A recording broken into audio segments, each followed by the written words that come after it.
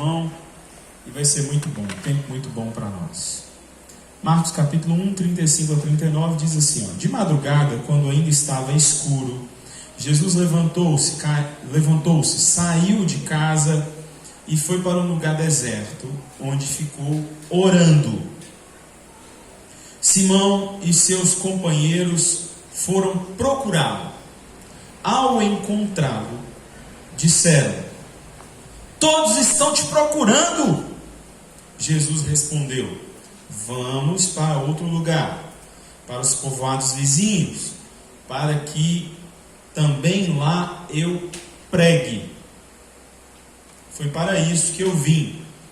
Então ele percorreu toda a Galileia, pregando nas sinagogas e expulsando os demônios. Muito bem. Jesus, nós precisamos ouvir a tua palavra.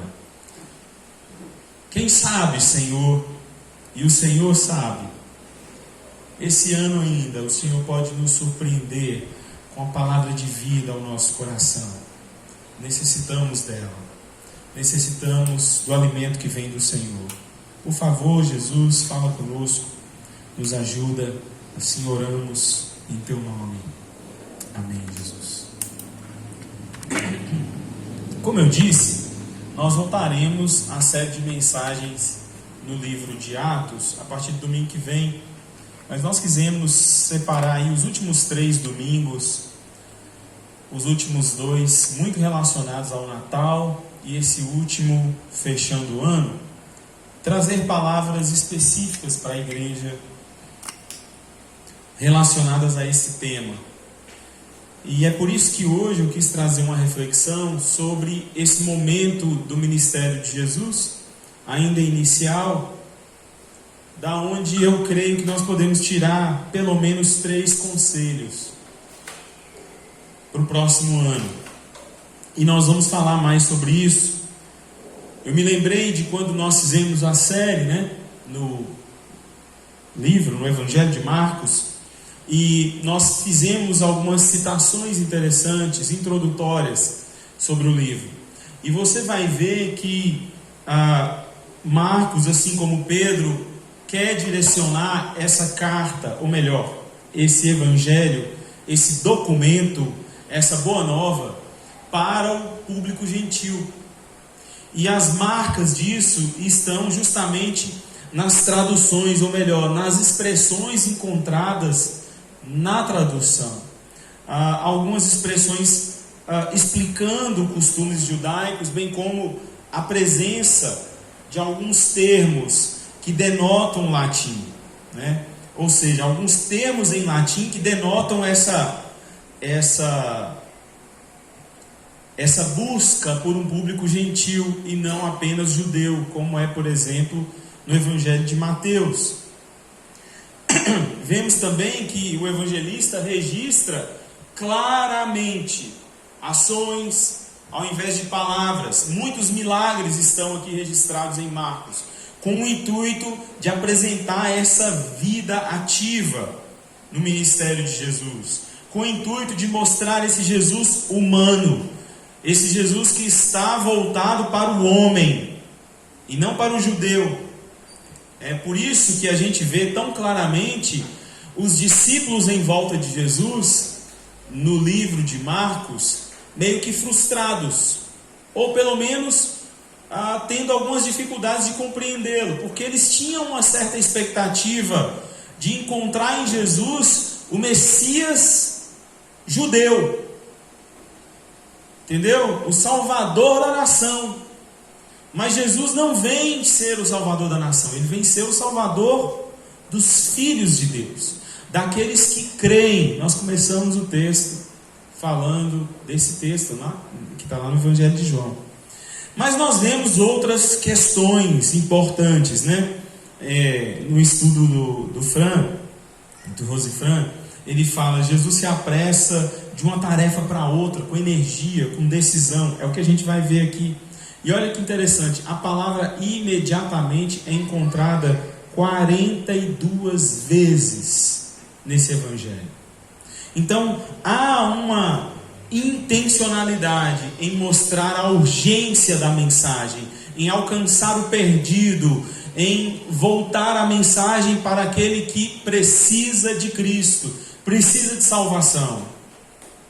Para isso, Jesus se comporta de maneira urgente, imediata, sendo o Filho de Deus, sendo o Cristo encarnado, aquele que está pronto a morrer numa cruz. Ele vem como servo, apesar de ser rei. Ele vem para acolher, para salvar, apesar de ter toda a glória. E é isso que nós vamos percebendo, não é?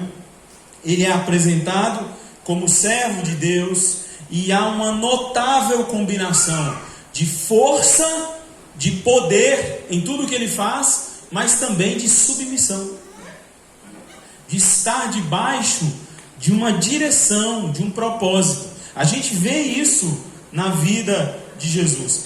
E, inclusive, é citado aqui no texto essa dificuldade, né, dos discípulos perceberem, ou melhor, lidarem com sua expectativa. Porque Jesus é aquele que alcança a vitória mediante aparente derrota.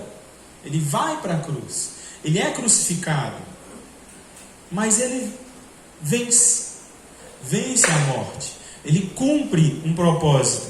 Tudo isso já é muito importante para nós, já fala e muito ao nosso coração sobre o nosso tempo, não é?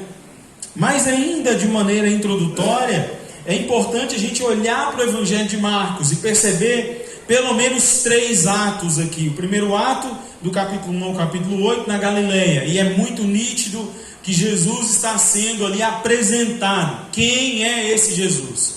Não é o rei dos judeus, é o rei dos perdidos, é o rei daqueles que se submetem ao seu reinado, é o Salvador para aquele que crê, não é?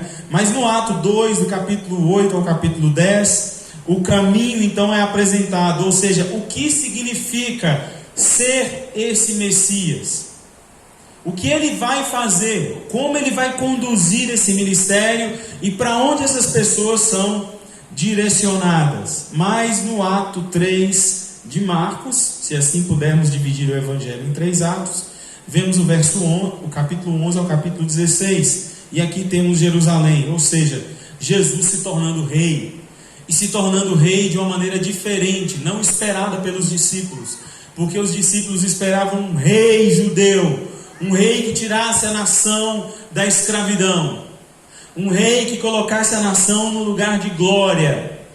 Mas não é esse reinado que Jesus traz. Jesus traz um reinado espiritual, e isso de uma certa forma frustra quem está com ele. Pois bem, então assim nós vamos nos encontrando no capítulo 1. Começamos o capítulo 1 de Marcos e logo vemos um notório aqui aparecendo, né? Um mensageiro, aquele que vem preparar o caminho, João. E olha só, ele é aquele que vem preparar o caminho, ele é aquele que vem preparar a entrada triunfal de Jesus, e ele não vai conversar nos grandes salões, nas grandes reuniões, não, ele é aquele que prega no deserto, ele é aquele que anuncia. Se talvez estivesse no nosso tempo, a gente chamava de doido, um estilo de vida assim, bem alternativo. Sua mensagem não era a libertação dos judeus, sua mensagem falava de uma libertação espiritual, né? Se você olhar aqui o verso 15, por exemplo, do capítulo 1, quero ler para você. Depois que João foi preso, Jesus foi para Galileia proclamando o Evangelho de Deus. O tempo é chegado, dizia ele, o reino de Deus está próximo, arrependam-se e creiam no Evangelho. Pois bem, então estamos aqui no capítulo 1, várias pessoas seguindo Jesus, sim, indo atrás de um milagre, de uma cura, ou até mesmo da fama, porque eles estão ouvindo sobre Jesus. Jesus está operando milagres, está expulsando demônios, E a fama já começa a ser tão notória que Jesus opera ali alguns milagres, expulsa alguns demônios e não deixa ninguém falar dele. Já corta o barato ali logo, some, e assim a coisa vai se formando, o ministério vai acontecendo. E ele ainda é meio que esse mistério entre as pessoas, né? Mistério e inclusive uma certa contrariedade até para com os seus discípulos. E é onde nós estamos agora, porque ele deixa os seus discípulos e outras pessoas que estavam procurando num momento assim de ápice, de sucesso ou aparente sucesso. Ele sai para orar e quando encontrado, ele fala assim: olha, nós vamos agora para outros lugares, a gente não vai ficar aqui. E aqui estamos nós diante desse texto, né? Vamos então aprender um pouco aqui com a vida e ministério de Jesus. Eu queria separar apenas 3 conselhos que a gente poderia então falar nesse texto para a nossa vida, eu diria para o nosso dia hoje e para os dias que vão acontecer a partir de amanhã, que estão incluídos no ano que vem, não é?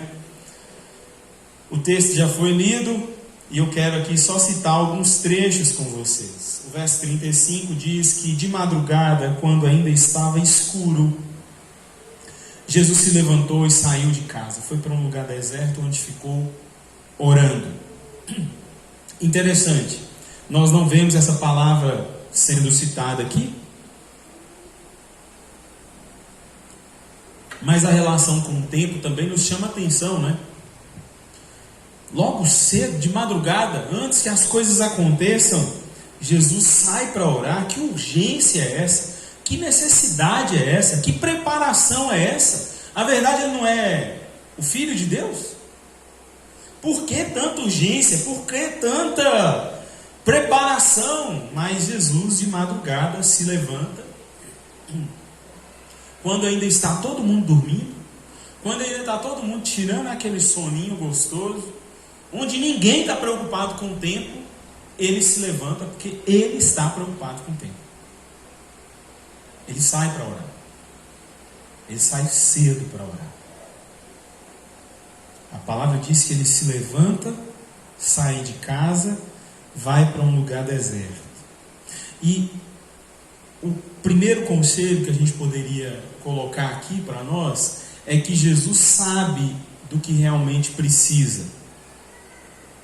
Afinal de contas, ele foi homem. Deus, homem. Homem, Deus. 100% Deus. 100% homem. E sendo 100% homem, ele sabia do que precisava. Apesar da gente não estar vendo essa palavra aqui, que se repetiu 42 vezes no texto todo do Evangelho de Marcos, nós vemos aqui a necessidade de urgência. Jesus está no início do ministério, ele está começando, as coisas estão acontecendo, e ele percebe a necessidade de sair para orar, de se dedicar à oração. A Bíblia não esconde isso, não esconde a sua humanidade, e isso é muito importante para nós hoje, falarmos disso hoje. Eu diria por pelo menos 2 motivos, para você ficar ligado, assim como Jesus. Jesus estava no seu eminente, atual ministério, e ele para orar, ou melhor, ele acorda cedo para orar.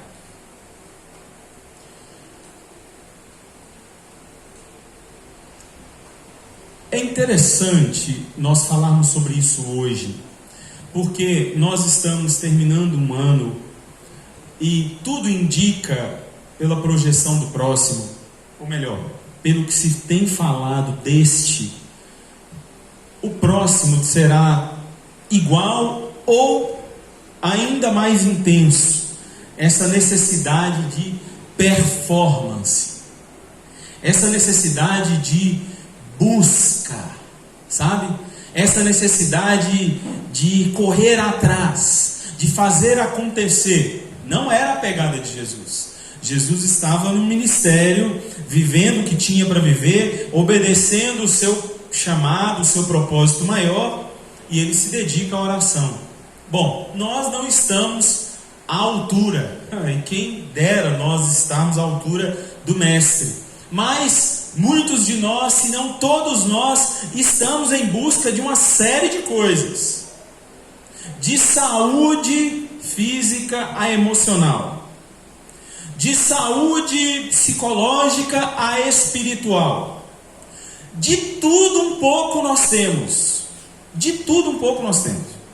Vários tipos de busca, vários tipos de performance, várias necessidades. Agora eu pergunto, será se nós estamos tão engajados, conscientes e urgentes como Jesus? Porque Jesus está diante do ministério. Não é de um ministério, mas é do ministério. Foi dada a Jesus a missão de ser o Salvador dos que creem, de se colocar no lugar de pecadores. E ele entende a importância disso, ou melhor, sendo Deus, mas sendo homem, ele também entende a sua incapacidade, a sua limitação, e ele corre para o Pai. Ele vai se conectar com o seu Deus. Agora, olha só como que nós falamos, queremos, projetamos, mas não nos conectamos com aquele que é, com aquele que nos sustenta, com aquele que nos dá vida. Cá entre nós, irmãos, eu vou ler um texto aqui que muito me abençoou. Cristina me lembrou, me falou para ler hoje um texto do Agreste, e como eu fui abençoado, eu não vou ler todo o texto porque é grande, mas quero ler só o final dele aqui. Olha que interessante.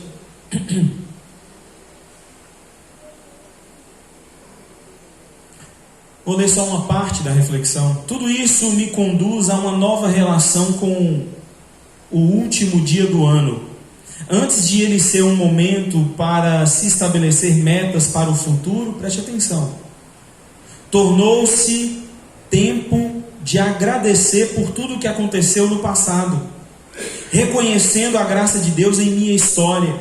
Além disso, retomei a prática de avaliar o meu momento de vida e de estabelecer objetivos para um novo ano que se inicia.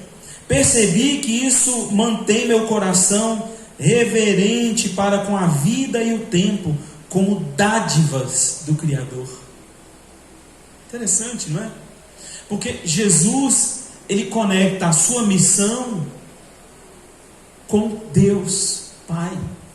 Jesus, ele conecta o seu desafio de ser salvador no mundo com a sua espiritualidade, com o seu anseio pelo Pai. Isso aqui é impossível, mas eu sei em quem devo crer, eu sei de quem devo depender. E aí é interessante, porque nesse tempo nós vemos muita performance, nós vemos muito engajamento, nós vemos muitos projetos, mas pouquíssimos movimentos em direção a uma espiritualidade prática. Já que aqui eu tenho o planejamento do ano, já que aqui eu contemplei hoje quantas e quantas bênçãos Deus me deu em 2023, nada mais justo, ou melhor, nada mais necessário do que terminar esse ano orando e agradecendo Deus que me deu e me projetando justamente nele para o próximo ano. Mas a gente não vê isso. E eu não estou fazendo crítica, poderia falar aqui da igreja, faltando um tanto de gente e tal, mas eu estou falando de você, eu e você.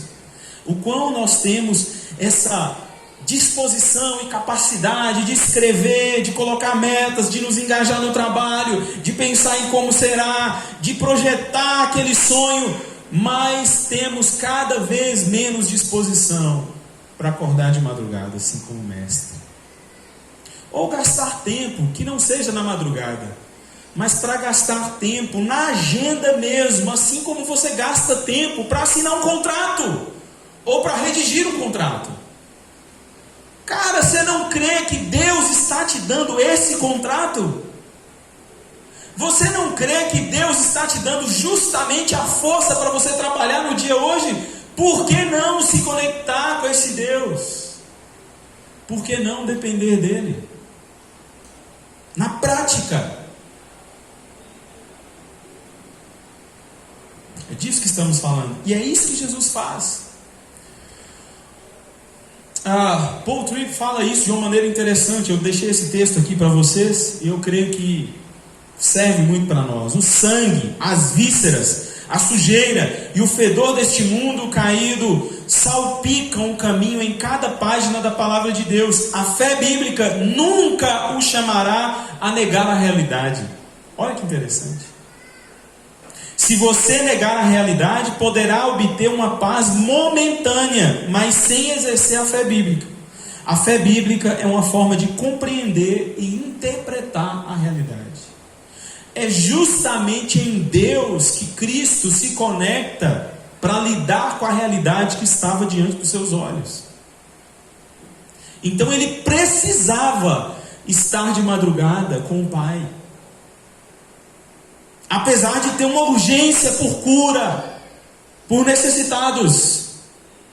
Essa não é a realidade primária. A realidade primária é o Deus que fez todas as coisas, intervindo no mundo caído. Então, eu vou me conectar primeiro nesse Deus, para que Ele me direcione como Ele quer intervir nesse mundo caído. É isso que Jesus faz. É assim que deveríamos fazer. Não escrever e levar para Deus. Deus, vê isso, isso é uma prova, assina para mim. Não. Como o Agreste escreve nessa reflexão, e eu repostei ela, eu falei, cara, não termine o ano sem deixar de ler essa reflexão. E ele fala assim, que ele se vê, né, e ele vê o cristão, eu também vejo assim, como um surfista, que não cria a onda, que não provoca a onda, mas ele identifica a onda, ele se prepara para a onda, e ele se posiciona para a onda, e aí ele entra na onda,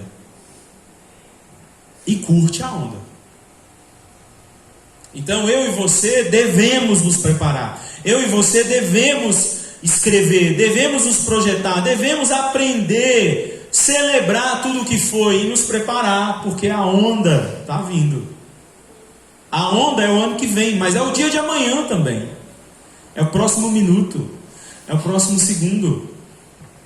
E a realidade que está diante de nós não é um dia após outro. A realidade que está diante de nós é esse mundo sustentado pelo Deus Criador. Logo, eu não me conecto só com o mundo, eu me conecto primariamente com esse Deus. Mais um outro conselho que a gente vê e cita é que no verso 37, Simão e os companheiros foram procurá-lo, é claro. Ao encontrá-lo, ou seja, ao encontrar Jesus, disseram: todos estão te procurando. Jesus respondeu: vamos para outro lugar, para outros povos vizinhos, para que lá eu pregue. E aqui o conselho que eu deixo é que você, assim como Cristo, deve fazer apenas o que foi chamado para fazer. Deve ir apenas para o lugar aonde você foi chamado a ir. Como assim, Fernando? Isso é senso de propósito. Isso é senso de vocação. E vocação não é um talento nato que eu tenho. Vocação não é um dom que nasceu dentro de mim. Vocação é vocare, é chamado. Ou seja, quando eu sou vocacionado, eu simplesmente entendo quem me chamou e para que me chamou. Entende? Então é isso que o crente vocacionado é. Alguém consciente de que alguém o chamou e de que o chamou para alguma coisa ou para algum lugar. É o que Jesus está exercendo. Então, nós estamos precisando, vem cá, Senhor, tal, vem cá, não, aqui agora tem esse. Não é para lá que eu vou. Agora eu vou para cá. Eu tenho que pregar. Foi para isso que eu vim. Então, muitas vezes, muitos de nós estamos indo de um lado para o outro, ouvindo todo mundo, mas não ouvindo a quem nós deveríamos ouvir. Aquele que nos chamou. Senso de vocação. O entendimento de quem nós somos a partir de quem nos chamou. É isso que Jesus está fazendo. Parece até assim, poxa, mas Jesus assim, tinha gente precisando de cura lá. Tinha mesmo. E outros iriam ser levantados por Deus para curar. Marcos capítulo 10, verso 43 a 45 diz: não será assim entre vocês, ao contrário, quem quiser tornar-se importante entre vocês deverá ser servo, e quem quiser ser o primeiro deverá ser escravo de todos, pois nem mesmo o Filho do Homem veio para ser servido, mas para servir e dar a vida em resgate por muitos. Esse era o chamado de Cristo. É para isso que ele veio. E aí eu te pergunto, diante da sua fé em Cristo Jesus, diante da obra que ele gerou em sua vida e vem lhe transformando dia após dia, eu te pergunto, para que Cristo te chamou? Para quê? É uma pergunta que pode ficar ressoando aí no seu coração durante todo o ano de 2024. Deus abençoe e que ressoe para o resto da sua vida. Que essa pergunta fique com você, porque afinal de contas, todos aqueles que se renderam a Cristo estão se rendendo a um chamado feito por Ele. Tenha certeza do que eu estou dizendo e comprove isso na palavra de Deus. O chamado de Cristo para as nossas vidas gera salvação, mas também gera propósito. Se eu puder te dar uma resposta rápida aqui, eu te dou. E essa resposta rápida ela vai estar lá em 1 Coríntios capítulo 10, verso 31. O final de todo homem é a glória de Deus. Seja comendo, bebendo, se vestindo. Logo, você pode interpretar tudo aquilo que você faz, todas as dádivas que Deus te deu, dentro de um só escopo. Glorifica a Deus ou não.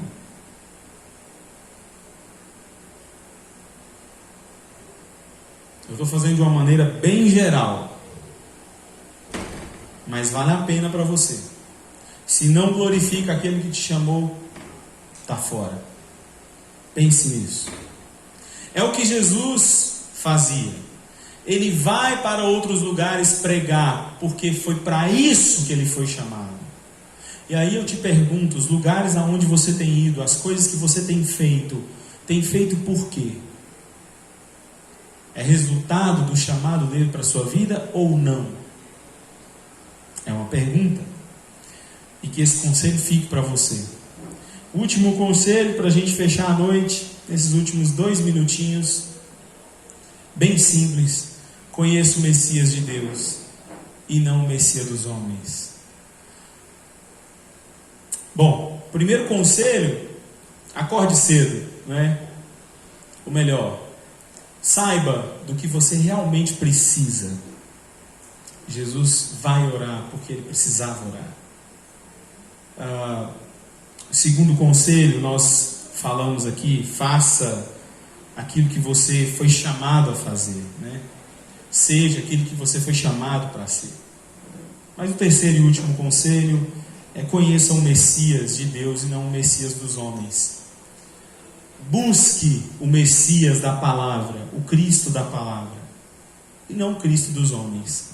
Infelizmente, há o Cristo dos homens. Eu acho que há um bom tempo ele vem trocando de roupa à medida que as gerações passam, à medida que as necessidades mudam, não é? Já nos foi apresentado o Jesus das riquezas, o Jesus dos bens, o Jesus do poder. Hoje o Jesus que é cada vez mais apresentado, ou o Deus que cada vez mais é apresentado, é o Deus da performance. É o Deus do acordar cedo, se alimentar bem, se afastar de pessoas negativas, se aproximar de pessoas melhores do que você, para que você seja uma pessoa melhor. É tomar posse de algumas palavras, assim, algumas frases, alguns pensamentos, e tudo isso muito bem alencado à sua espiritualidade. Cristo, inclusive, é parte dela. Não é o centro, é parte. Jesus é mais um suplemento para a sua vida ser perfect, sabe?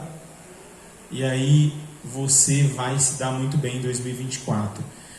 O Jesus da Bíblia não é esse. O Jesus da Bíblia é o centro. O Jesus da Bíblia, ele é o Cristo, mesmo em meio às suas dores. Ele é o Senhor, mesmo você não realizando os melhores sonhos. Ele não está necessariamente condicionado à sua vida boa aqui na terra. Os versos 38 e 39 nos ajudam a entender isso. Jesus respondeu: vamos para outro lugar, para os povoados vizinhos, para que lá eu também pregue. Foi para isso que eu vim. Olhe só, diante de curas, diante de gente doente, Jesus tem a coragem de dizer que não foi para isso que ele veio. Ele veio pregar. Pode ficar calmo, ele ainda não voltou. Então ele percorreu toda a Galileia, pregando nas sinagogas e expulsando demônios. Jesus não deixou de fazer milagres, não deixou de operar milagres. Nós começamos a falar no início que Marcos está recheado de vários milagres, várias obras milagrosas de Jesus. Mas tinha um intuito, tinha um propósito maior: o Cristo ser apresentado. E é assim que nós conhecemos o Messias da palavra. Ele é o centro de nossas vidas. Tentando parafrasear com Ricardo Agreste, ele é a onda que nós precisamos pegar. Um surfista sem onda não é ninguém. Eu e você precisamos mesmo de conectar as nossas metas a Cristo, submeter os nossos sonhos a Cristo, submeter os nossos anseios, os nossos desejos a Cristo. Eu sei que isso não é fácil. Não é sobre ser fácil ou ser difícil. Não é sobre performar. É sobre sobreviver. É sobre entender que Ele é a vida e nós sem Ele não temos vida. Foi o que nós pregamos domingo passado. Nós somos ramos e precisamos estar conectados à videira. Nós não cultuamos porque nos convém cultuar. Nós cultuamos por necessidade. Daí a necessidade de nós orarmos mais pela igreja. Muitos têm achado que cultuar é escolha. Cultuar é necessidade. Aonde você for, cultue ao Senhor. Olhar para aquela cruz te ajuda a lembrar de onde você veio. Cantar com canções que falam da sua soberania te ajudam a descansar aonde de fato você pode descansar. sentar, desligar o seu telefone e ouvir uma mensagem que vem da palavra te ajuda a te lembrar do que de fato você se alimenta. O culto é muito importante. Cristo é nosso maior anseio, é nossa maior necessidade. O Cristo dos homens é apenas um meio de conseguirmos alguma coisa, se é que vamos conseguir. O Cristo da Bíblia é o fim. Todas as outras coisas se tornam um meio de irmos para Ele. Pegou? Vamos orar. Senhor Jesus, como é bom poder estar com teu povo reunido, falar de quem o Senhor é, do que o Senhor faz e da graça, da misericórdia do Senhor. Pai, nos ajuda nesse último dia do ano a celebrar a vida no Senhor, seja em família, com amigos, com quem estivermos. Nos ajuda, Senhor, a nos conectar contigo. Nos ajuda, Senhor, a ir em oração, em momentos assim preciosos, nos dedicar ao Senhor, contemplar quantas coisas o Senhor fez por nós e através de nós, como também contemplar pela fé os dias que virão. Que seja assim um momento de festa, de alegria, de estarmos juntos, de comer uma boa comida, mas que seja um momento também de fazermos como Jesus, nos conectarmos com o Senhor, orarmos, falarmos contigo, falar da nossa necessidade, da nossa gratidão ao Senhor. Oramos assim em teu nome, Jesus, porque o Senhor é bom demais. Que a tua graça, Cristo vivo, esteja sobre nós, que o teu amor, Pai, Deus da criação, nos abrace e que a consolação do Espírito Santo de Deus, a comunhão esteja conosco hoje e sempre, em nome de Jesus. Amém.